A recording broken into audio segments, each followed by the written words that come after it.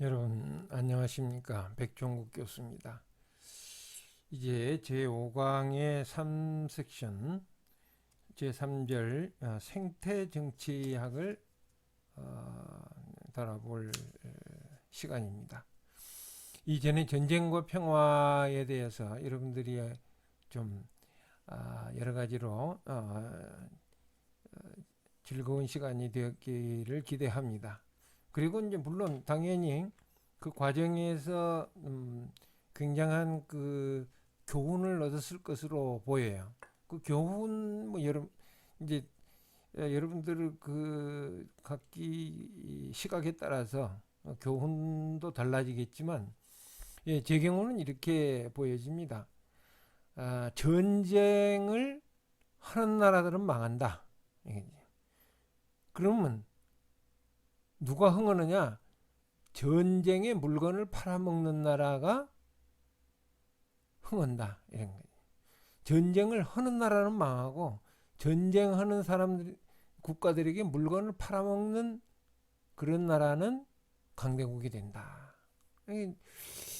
그 대표적으로 그 일본을 들 수 있잖아요. 뭐 미국은 이미 설명을 했고, 일본이 어떻게 강대국이 됐습니까? 전쟁을 하다가 망했잖아요. 응? 세계 2차 대전 때 말이죠. 전쟁을 하다 망했는데 쫄딱 망하고 나서 두 개의 전쟁을 통해서 다시 세계적인 강대국으로 올라섰어요. 하나는 한국 전쟁, 또 하나는 베트남 전쟁.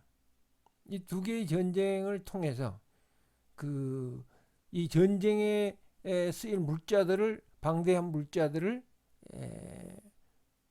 팔아가지고 국부를 늘렸다. 이게 우리가 이제 잘 아는 부분이 되겠습니다. 그러니까 여러분들도 혹시 그 뭔가 좀 뭐 특히 남북 통일 또는 뭐 북한에 대한 증오 뭐 이런 것들이 있어가지고 과거에 또 무슨 뭐 맹목적인 반공주의 이런 게 있어가지고 전쟁을 하더라도 북한을 쳐부숴야 된다 뭐 이런 소리를 하는 사람들이 없기를 바랍니다. 적어도 내 강의를 들은 사람들은. 왜냐하면 어떻든 전쟁을 하는 당사자가 되면 망하는 거예요. 그럼 실컷 북한, 예를 들어서 남한이 지금 뭐 이제 뭐 핵무기만 뺀다면 북한을 그 뭐 이렇게 지배하는 것은, 전쟁을 통해서 그 지배하는 것은 너무 당연하겠죠. 그게 물론 그렇게 되기도 힘들지만 설사 북한을 점령했다고 칩시다. 그런데 그 결과가 통일된 그 새로운 국가, 통일된 대한민국이 다른 나라의 속국이 된다면 어떻게 하겠어요? 응? 그럼 뭐 전쟁 하나만 하죠. 전쟁한 이유가 뭐예요 도대체? 그냥 전쟁 한번 해보려고 하는 거예요? 말이 안 되잖아요. 그러니까 적어도 지금 이 전쟁한 나라는 망하고 전쟁의 물건을 팔아먹는 나라는 흥한다. 이 규칙은 동서고금을 막론하고 그 다 적용되는 그러한 그 원칙이었고, 특히 이제 1, 2차 세계대전의 과정을 보면은 그건 아주 완전한 명제로 떠오르는 교훈이다 이렇게 보여진다는 거죠. 이건 제가 보는 시각이니까 뭐 여러분들은 또뭐 다를 수 있을 거예요. 뭐 그래도 나는 전쟁을 하고 싶다 뭐 이런 사람이 있었죠. 약간 정신적으로 좀 문제가 있다고 볼 수 있는데, 여하튼 그 세 번째 섹션은 이제 생태 정치학에 관한 것입니다. 생태 정치학. 그 미래에 있어서, 미래의 국제사회에 있어서 가장 중요한 이슈 중에 하나로 떠오르는 부분이어서 제가 여러분들에게 각별히 소개를 하려고 합니다. 앞에서 국제화에 대한 논의가 있었어요. 국제화에 대한 논의에 뭐 그 국경이 뭐 소멸하느냐 아니면 국경이 유지될 것이냐, 뭐 민족국가 소멸론, 민족국가 유지론 뭐 이런 게 있었잖아요. 그것과는 상관없이 글로벌 빌리지, 즉 지구촌이라는 것이 등장했다는 점에 있어서는 논란의 여지가 없다. 이게 국가가 주요 행위자로 남아 있든지 아니면 국가가 민족국가가 주요 행위자에서 퇴장하든지 간에 지구촌이라는 것이 등장한 것은 이것은 부정할 수 없는 사실이다, 이런 거죠. 그 이유가 6가지를 이제 제가 뭐 나열을 했어요. 여러분들이 다 아는 거니까 그 길게 설명할 필요 없겠죠. 기술 발달 때문에 그렇다. 또 금융무역 생산업 발달 때문에 그렇다. 또 국제 이민이 수월해지고 있다. 또 전염병, 지금 우리가 코로나 바이러스 때문에 이 지구촌이 어떤 모양을 갖추고 있는지를 지금 보고 있잖아요. 전염병 때문에 그렇다. 또는 식량과 자원의 고갈 때문에 그렇다. 또 환경의 변화 때문에 그렇다. 이런 6가지의 주요 요인들, 어느 하나만이 아니고 이 중요한 6가지 요인들이 그 21세기에 지구촌이라는 것을 만들어내고 있다 하는 점을 일단 염두에 둬보자 이거죠. 그러면 생태정치학이라는 건 뭐냐? 생태정치학이라는 것은 이제 여기서 보는 바처럼 환경보호, 사회정의, 풀뿌리 민주주의를 통해 지속 가능한 발전을 추구하는 정치다. 또는 녹색 정치다. 이렇게 부르는 거죠. 그러니까 그린 팔리틱스 또는 이코 팔리틱스. 이게 두 개가 거의 같은 동의어로 사용이 되고 있는데 어떤 분은 생태 정치학이 맞는 표현이다 하고 하는 분도 있고 어떤 분은 아니다 녹색 정치학이라고 해야 옳다 이런 분도 있기 때문에 이것은 이제 여러분들이 거의 같은 용어로 이해를 하시면 되겠습니다. 그리고 여기에는 환경보호, 사회정의, 풀뿌리 민주주의와 같은 구체적인 이상이 들어있어요. 이 구체적인 이런 이상을 언급을 함으로써 생태정치학의 의미 또는 녹색정치학의 의미가 살아난다 이렇게 보시면 되겠어요. 막연히 뭐 환경보호를 위한 정치학이다 이렇게만 이야기하지를 않습니다. 그 생태정치 주요 의제는 물론 그 기본으로 4가지를 들 수 있는데 이건 다 환경과 관계된 거죠. 기후변화를 극복한다. 오존층을 보호한다. 산림을 보호한다. 생물 다양성을 보호한다. 이런 점들이 이 주요 논점으로 작용하고 있습니다. 이 지구 온난화에 대해서 이 유명한 도표죠. 여러분들이 보면 알겠지만 지구 표면의 온도는 이렇게 쭉 증가를 하고 있어요. 쭉 이렇게 이게 이제 실제 observed temperature 이렇게 이제 올라가고 있는데 사실은 이게 이제 제가 여러분들에게 통계의 마법에서 이야기한 것처럼 서로 사실은 조금 과장돼 있긴 해요. 이 도표를 보세요. 사실 우리가 도표를 그릴 때 온도를 한다 그러면 상식적으로는 0도에서부터 100도 이렇게 할 가능성이 있잖아요. 0도에서 100도. 여기 이제 시간이라고 보자고요. 그러면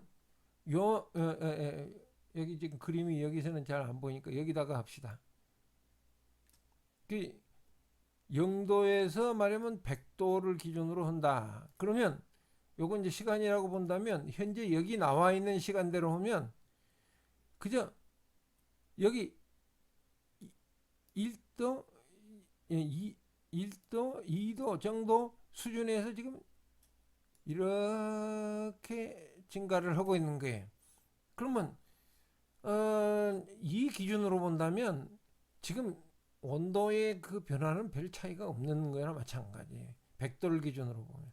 근데 여기서 지금 거의 뭐 2도 차이로 그림을 그려놓고 온도가 폭 증가하고 있다. 이렇게 이야기를 한 셈이니까 사실은 좀 과장된 도표다. 이렇게 이제 볼 수는 있습니다. 그러나 문제는 이 약간의 온도 차가 상당히 많은 그 문제를 일으킨다. 이게 이제 여기서 보면은 그 지구 온도 일반적으로 그 1세기에서부터 21세기까지 지구의 온도의 변화를 보면은 저 과장된 도표가 그렇게 과장된 건 아니다고 볼 수가 있어요. 무슨 소리냐 그러면 거의 20세기 동안은 온도가 그냥 평균으로 유지돼 있어요. 그런데 20세기, 21세기 와가지고 온도가 갑자기 이렇게 지금 치솟고 있는 거다. 이게. 온도가 이렇게 갑자기 치솟고 있는 점을 유의해야 된다. 그 이제 뭐 이 점은 여러분들이 뭐 이미 이런저런 과제를 통해서 다 그 알고 있는 부분이니까 그 이제 이 주요 내용만 확인하고 넘어가도록 합시다.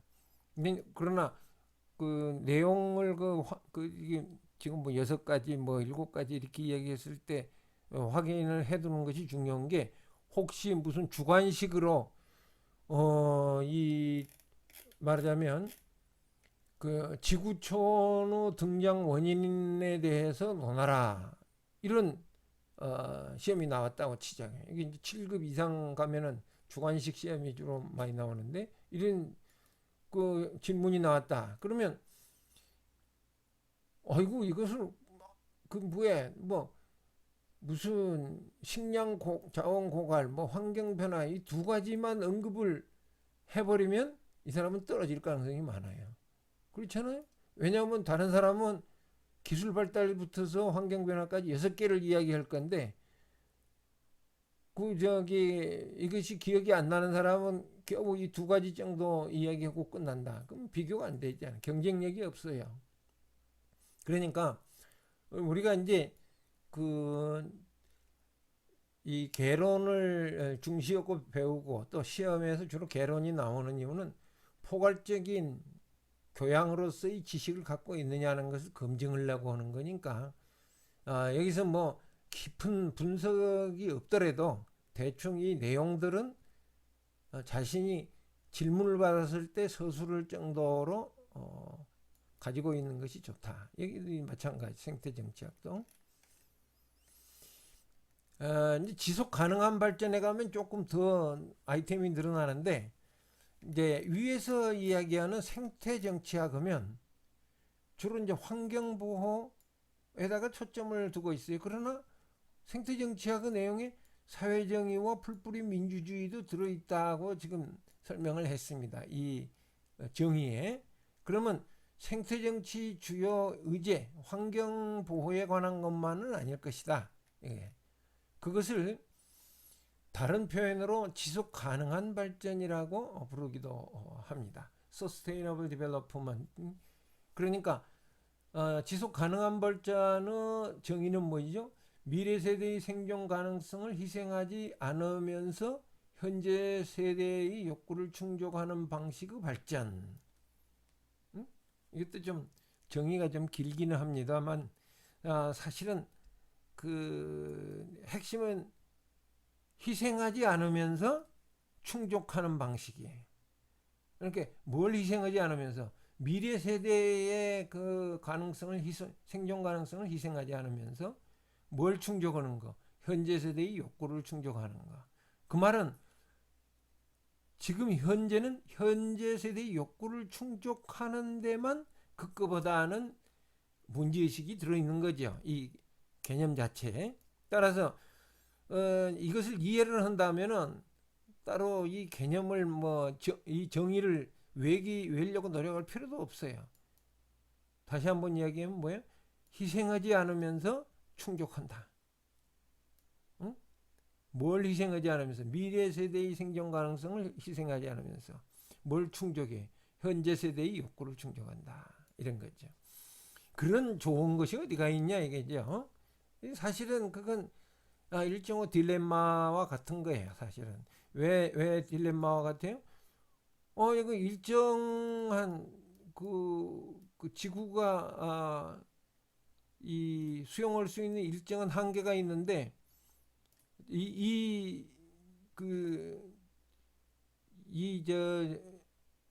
그 정의는 이 한계를 벗어나는 어떤 종류의 인상을 주고 있잖아요. 그러니까 이 부분에 대해서 우리가 이제 지구촌적으로 생각을 해야 되는 상황이 온 거다 이런 거죠. 그 UNDP 뭐 여러분 잘 아실 거고 지속 가능한 발전 17개의 목표가 있다. 여기 이제 17개 나오죠. 가난을 제거한다, 기아를 제거한다, 보건의료를 확충한다, 평등한 교육을 한다, 성평등을 한다, 상하수 체계를 제공한다, 청정에너지를 공급한다, 쾌적한 일자리를 제공한다, 산업구조를 고도화한다, 양극화를 완화한다, 지속가능한 도시 환경을 제공한다, 건전한 소비와 생산을 추구한다, 환경보존 활동에 참여한다, 수중오염을 제거한다, 육상동물을 보존한다, 사회정의를 실현한다, 국제적 협력을 증진한다. 이런 것들은 그 1992년에 리우 기후변화 회의에서부터 1997년에 도쿄 프로토콜에 이르기까지 지속적으로 지금 그 발전해오는 그러한 그 논의의 목표들이다. 여기서 17개가 이제 나열이 되어 있지만 여러분들 나름대로 이것을 세 가지 카테고리로 요약할 수도 있고 또 네 가지 카테고리로 요약할 수도 있습니다. 잘 참조해서 활용을 하면 되겠어요. 그리고 이제 하나 재밌는 것은 이 녹색 국가론이라는 논의. 녹색 국가론이라는 것은 이제 정말로 이 정치학에서 다룰 만한 그러한 그 중대한 그 포인트라고 말할 수 있는데 녹색 국가라는 것은 어떤 국가냐 이게죠. 이게 녹색 정치가 있었죠 앞에서. 그래 녹색 국가는 어떤 국가냐? 생태적 합리성을 준 거로 재반 정책에서 지속 가능한 사회를 추구하는 국가다. 이게. 그러면 핵심적인 개념은 두 개가 있어요. 생태적 합리성을 추구를 한다. 이게 준 거예요. 응? 이게 준 거라는 것은 이제 기본 이게 X축이에요. 이 X축이 준 거예요. 그 기본 자해 여기서 여기까지 또 여기서 여기까지 여기서까지 진행이 되는 것들에 대한 거고 지속 가능한 사회라는 것은 목표예요. Y축이지. 그래서 이게 천천히 이렇게 이제 증진하든 뭐 이렇게 증진할 수도 있고 아니면 뭐 이렇게 될 수도 있겠지만 여하튼 지속 가능한 사회를 추구를 한다는 거죠. 앞에 지속 가능한 거에 대해서는 이야기를 했죠. 그런데 이것이 왜 이런 개념을 특별히 강조하느냐 하면 바로 이 개념의 그 경쟁에 있어요. Ecological rationality, 생태적 합리성은 instrumental rationality, 도구적 합리성과는 다르다. 그러니까 이 도구적 합리성은 뭐냐? 그 이제 뭐 도구적 합리성에 대한 건 사실은 철학 쪽에서는 또 이것과는 약간 다른 맥락으로 많이 다룹니다. 그러니까 이 녹색 국가론에 있어서는 도구적 합리성을 요거하고 관계를 해보면 경제 개발의 도구 이렇게 생각하시면 돼요. 지금까지는 developmental state라는 개념을 주로 사용했다. 개발 국가 또는 발전 국가 이렇게 번역을 했는데 즉 말하자면 배가 고프다. 그런 어떻든 국민들이 배부르게 하고 싶다. 배부르게 살게 하고 싶다. 잘 살아보세 이런 거죠. 어떻든 경제적 소득을 높이는 방향으로 국가 정책을 진행을 해왔다. Y축이 그러니까 국민소득이에요. Y축이. 그런데 이것은 앞으로는 녹색 국가의 방향으로 전환하는 것이 좋겠다. 그건 뭐예요? 단순히 경제 수준을 올리는 게 아니라 생태적 합리성을 준거로 해서 지속 가능한 사회를 추구하겠다는 거니. 지속 가능한 사회라는 건 뭐예요? 무조건 그러니까 경제 성장을 위해서 자원을 착취하고 낭비하고 훼손하는 일은 막겠다는 거 아니겠어요? 그리고 여기 또 재밌는 표현들이 개발동맹 (Developmental Alliance)를 Green Solidarity 녹색연대로 바꿔야 된다. 개발동맹이라는 건 뭐예요?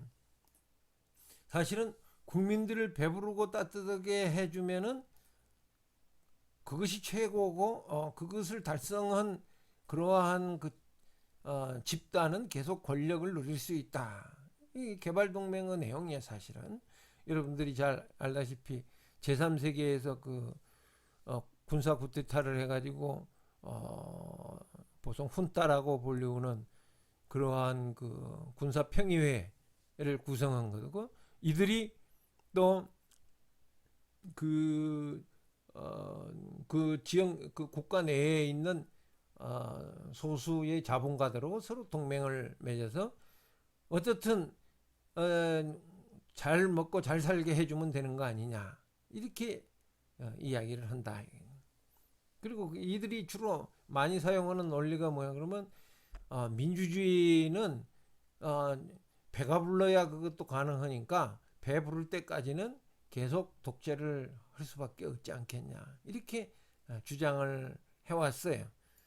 물론 이 개발동맹의 개념은 물론 그거보다는 이제 큰 개념이지. 그러나 개발동맹이라는 말을 주로 사용을 하면은, 쓰게 되면은 그런 오더네리 이야기를 했던 뷰로크래틱 오소리테리니즘, 관료적 권위주의 체제의 냄새가 물씬 풍기게 되는 것이다. 이것은 뭘로 바뀌어야 되냐 그러면 그린 솔리더리티, 녹색 연대로 바뀌어야 된다.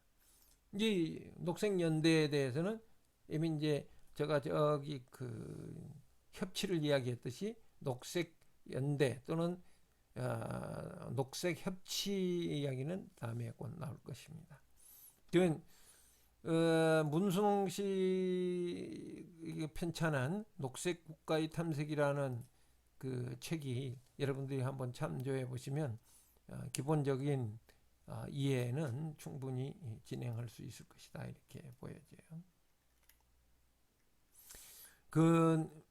이 담론의 유형은 재밌는데, 이 담론의 유형 문제는 혹시라도 여러분들이 또 무슨 이데올로기적인 생태주의와 관련된 이데올로기가 나왔을 때 구분을 하기 위해서 좀 필요한 논의라고 볼 수 있어요.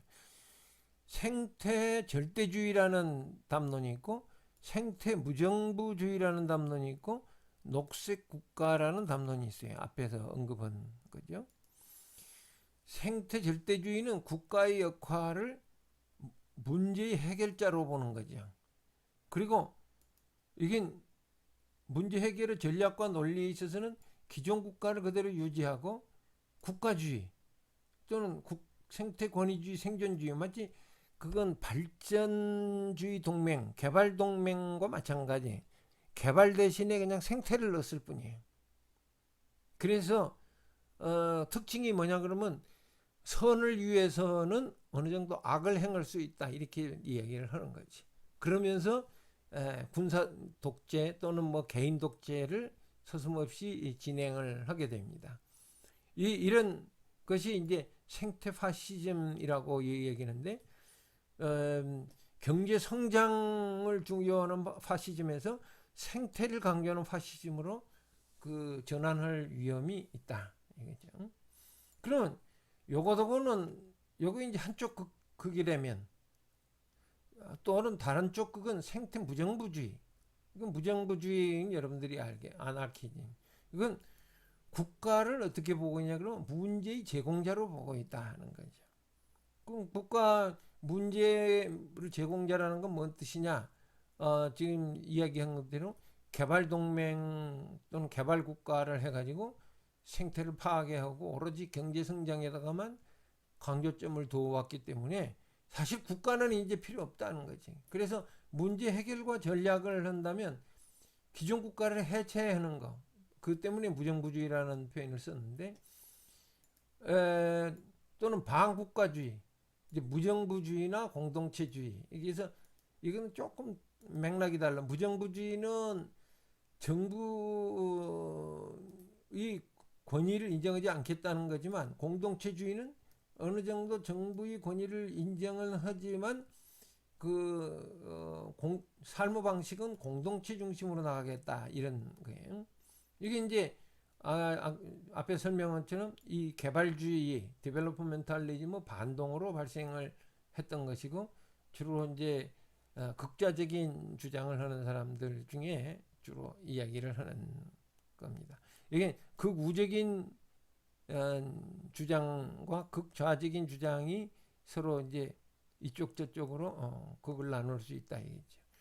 그러면 녹색 국가는 지금 내가 여러분들에게 소개했던 녹색 국가는 국가가 문제의 제공자이자 해결자이다. 즉 말하면 확실히 개발국가 시절에는 문제의 제공자였어. 그러나 녹색 국가로도 전환이 가능하다. 녹색 국가에 있어서는 문제 해결자의 성격을 어느 정도 가지게 돼 있다. 그러니까 국가 자체가 악이냐 선이냐가 아니고 어떤 종류의 국가이냐가 중요한 거다는 거지. 그래서 이 경우는 기존 국가를 재구성한다는 생각을 하게 되고 성찰적 국가론 또는 생태민주주의라는 표현을 쓰죠.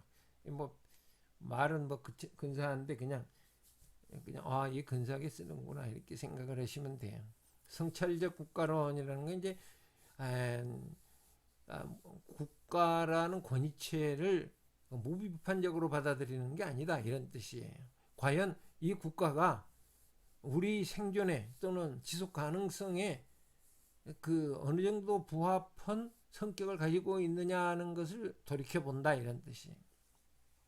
그다음에 이제 그런 점에 있어서 국가에만 의존하는 게 아니라 NGO 또는 시민단체와 녹색 협치도 중시한다는 것을 강조를 합니다. 그러면 이제 녹색 협치로 이제 넘어가겠죠. 그린 가버넌스라. 지금 중요한 개념들이 지금 다 나와 있어요. 앞에도 이제 쭉 했지만 이 개념이 뭐이죠? 개념이 저 앞에서 그랬죠. 사물에 대해 이름을 부여하는 거 아니었어요. 이름. 그리고 이론은 뭐였어요? 이론은 명제의 체계였잖아요. 그러면 명제의 체계라는 이론과 이 사물에 대한 이름과 사이에 어떤 관계가 있었어요? 그럼 무려 7가지 단계나 있었잖아요. 개념하면 기본적으로 뭐가 나와야 된다고요? 정의가 나와야 된다. 정의는 뭐였죠? 내포를 명료하게 하고 외연을 확정하는 서술 아니었어요. 이게 지금 정의가 나왔어요. 그리고 여기 이제 이론들이 막 나오는 거예요. 그 이론들이 옳은 거냐 틀린 거냐 하는 것을 한다면 또는 어느 정도 설득력이 있느냐 한다면 그때부터 여러분들이 표준이론은 10단계, 표준이론은 10단계를 따라가면서 검증을 해보면 되는 거예요. 이론은 뭐였죠? 검증은 명제의 체계였죠. 그 명제는 뭐였죠? 증명된 가설이었죠. 그럼 가설은 뭐였죠? 변수 2개 이상의 변수 사이에 존재하는 상관관계에 대한 잠정적 서술이었죠. 상관관계에 대한 잠정적 서술. 그 상관관계는 뭐였어요? 두 개 이상의 변수 사이에 서로 같이 일어나는 경향을 이야기를 했었다. 이게. 그러면 이제 여기에 나오는 변수들, 개념들 이런 것들이 여러분들이 하나씩 맞춰가면서 이것이 과연 믿을 만한 것이냐, 어느 주장이 보다 신뢰성이 있느냐는 것을 따져야 되는 거 아니? 과학이 뭐였어요? 보다 신빙성 있는 진실을 얻기 위하여 방법과 절차를 활용하는 과정이었죠. 그러니까 어느 이론이 절대적으로 옳거나 다른 이론이 절대적으로 틀린 게 아니고 보다 신빙성 있는 이 이론이 어떤 거냐, 이제. 보다 신빙성 있는 주장이 어떤 거냐 하는 것을 끊임없이 검증해 나가야 된다, 이거죠. 기억이 납니까? 앞에 배운 거 다 잊어먹어 버리고 뭐 뒤에 거 외우고 그럴 필요가 없어요. 지금 특히 이 동영상 강의는 여러분들이 언제라도 다시 앞으로 돌아가 가지고 특히 그 1-1 강의를 다시 볼 수가 있기 때문에 아주 좋습니다. 한번 앞뒤로 왔다 갔다 하면서 이 강의의 앞과 뒤가 도대체 어떻게 연결되는가 하는 것을 생각해 보는 것도 상당히 좋으리라고 봐요. 여하튼 녹색 협치는 그러면 뭐냐? 앞에 협치의 시대가 왔다고 그랬잖아요. 협치. 단순히 국가로서 혹은 정부로서 끊는 가버먼트가 아니라 가버넌스의 시대가 왔다고 앞에서 그 정치과정 시간에 강조를 많이 했어요. 이 녹색 협치는 지속 가능한 발전을 향한 정부, 기업, 시민단체 간의 협력 체제다. 이게 녹색 협치다. 정부, 기업, 시민단체 세 가지로 하는 것은 이미 그 협치의 현실적인 내용을 이야기하면서 설명을 했습니다. 그 시민사회단체의 시민사회의 발달과 공론화 영역의 성장이 핵심적인 과제인데 이걸 위해서는 시민적 참여를 제도화하고 그 다음에 수기민주주의를 정착하고 소비와 생산은 녹색화를 추구한다. 이 앞에 두 개에 대해서는 뭐 시간이 충분히 앞에서 설명을 했어요. 그게 무슨 소리냐 그러면 어떤 종류의 정책을 쓰더라도 그 정책이 과연 이 지속 가능한 발전과 이라는 그러한 준거의 틀에 부합하느냐 목표에 부합하느냐는 것을 따져본다는 거지. 그냥 무조건 경제성장이 좋으니까는 이 정책을 하자 이렇게 되는 게 아니다는 거지. 지금 한국 경우에 있어서 예를 들면 그 원자력을 계속 할 거냐 안 할 거냐 하는 거죠. 원자력이야말로 어뜻 보면은 굉장히 싼 에너지로 보여지죠. 또 원자력 발전이 아직도 세계적으로는 상당히 확대하고 있는 특히 제3세계 부분에서는 확대하고 있는 거기 때문에 우리가 해외에서 얻어오는 소득을 올리기 위해서도 좋다 이런 생각을 할 수가 있어요. 그러나 우리가 원자력 발전을 계속 해야 될 것이냐 하는 문제는 또 다른 문제가 될 수가 있죠.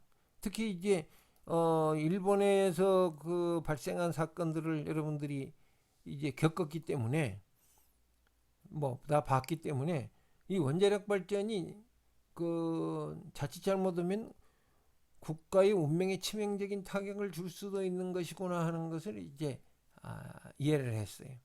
그러면 그것을 뭐 어떤 정부가 뭐 이 공약을 내세웠기 때문이 아니라 과연 그 정책이 즉 원자력 발전을 축소하려는 정책이 옳은 것이냐 그런 것에 대해서는 계속 수기를 해 나가야 된다는 거지. 그걸 할 때는 전문가들만 참여하는 것이 아니라 일반 시민들도 참여해가지고 상식적인 수준, 교양적인 수준에서 논의를 할 수 있어야 된다는 거죠.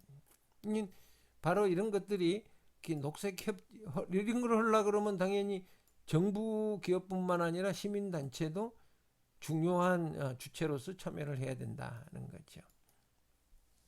그리고 소비와 생산은 녹색화라는 표현이 있는데 한마디로 말해서 소비를 절제한다. 소비를 절제함으로써 생산도 최적화한다는 거지. 무조건 그 과소비를 부추기고 그러니까 과소비를 부추기는 게 누가 과소비를 부추기겠어요? 물건을 팔아먹는 기업들 아니겠어요? 그럼 물건을 팔아먹는 기업들로서는 수요가 증대할수록 기업 이윤이 높아진다고 생각을 하기 때문에 끊임없이 이리저리 다양한 방식으로 그 수요를 창출하고 수요를 창출하는 것은 뭐 막대한 광고비도 한 몫을 하겠죠. 그 수요를 창출하고 그래서 소비를 부추긴다. 그리고 이제 생산을 하게 되는데 일종의 이 녹색 정치 입장에서 보면은 이 소비와 생산 사이에 악순환이 발달하는 거지. 소비를 부추기면 생산이 늘어나야 되고 생산이 늘어나면은 소비를 또 부추겨야 돼. 이 과정에서 이 사이클이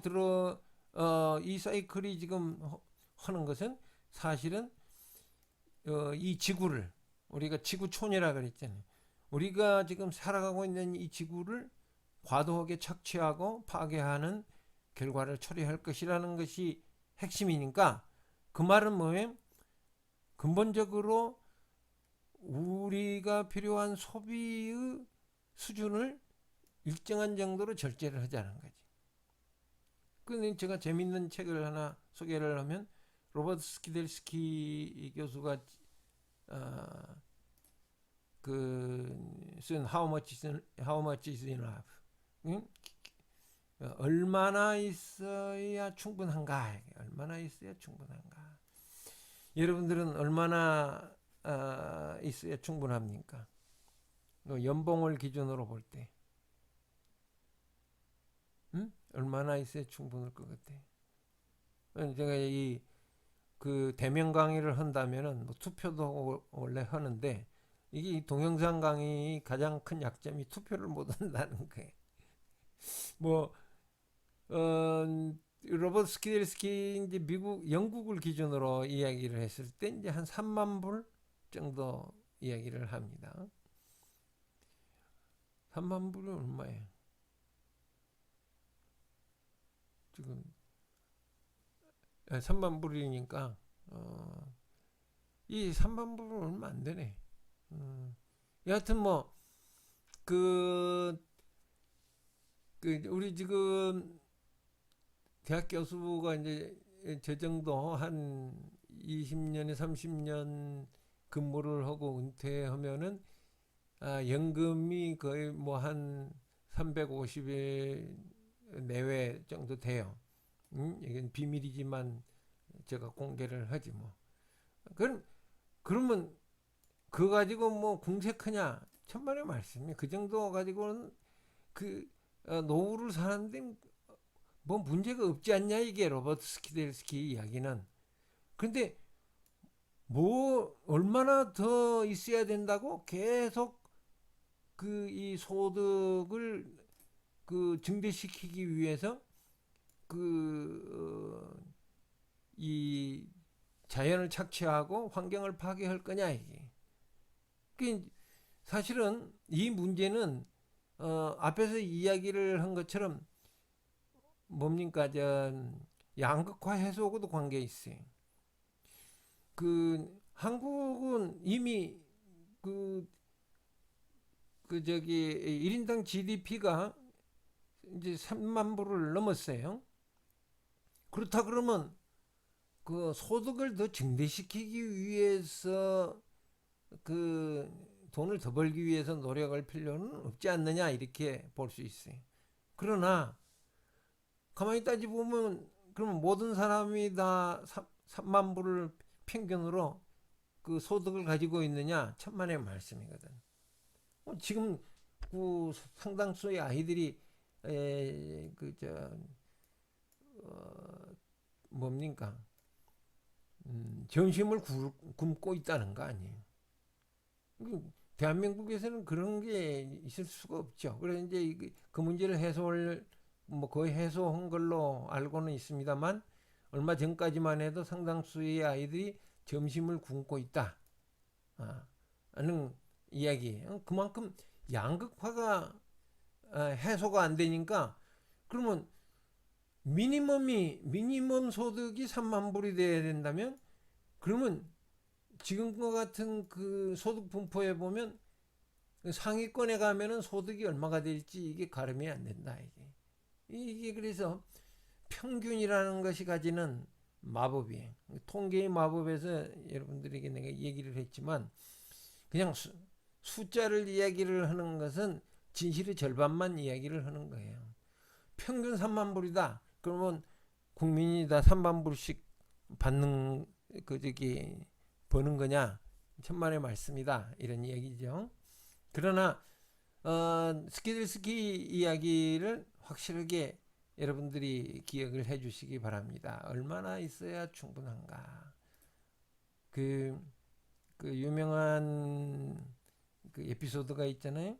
어떤 사람이 이제 그 아주 그 경치 좋은 그러한 그 바닷가에 해변에 가가지고 그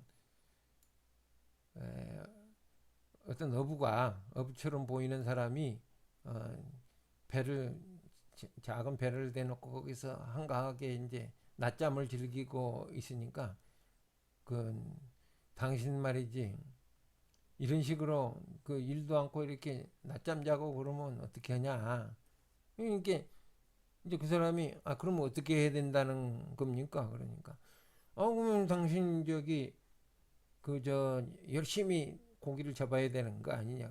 그럼 고기 잡아서 뭐 하는데요? 그럼 고기 잡아서 소득을 증대를 시켜야지. 소득이 증대되면 왜 소득이 증대되는 거예요? 뭐 하려고 증대됩니까? 그러니까 그러면 이제 소득이 많아지면은 이렇게 아름다운 해변에서 배 대놓고는 즐기기도 하고 그래야 되는 거 아니에요? 그러려 그런 거 아니에요? 그러니까 그 사람이 지금 내가 그러고 있잖아요. 그럼 알고 보니 그 사람이 엄청난 부자였다. 뭐 이런 이야기인데 여하튼 얼마나 있어야 충분한가에 대해서 여러분들도 스스로 자신들을 검토해 보기 바랍니다. 이런 점에 있어서 여기까지가 지금 이 생태 정치학 그 에피소드들과 그 주요 논지들을 이제 검토를 해봤습니다. 여러분들 이제 이러한 문제 의식들이 또 이 생태 정치학뿐만 아니라 다른 이슈들에서도 국제적으로는 많이 있어요. 그걸 한꺼번에 다 다룰 수 없기 때문에 여기서는 저는 이제 몇 가지만 달았는데 좀 더 폭을 넓히는 독서를 통해서 여러분들 자신의 그 입장, 자신의 견해, 그리고 자신의 미래에 대한 그러한 가이드를 만들어 나가시기를 바랍니다. 긴 시간 시청해 주셔서 감사합니다.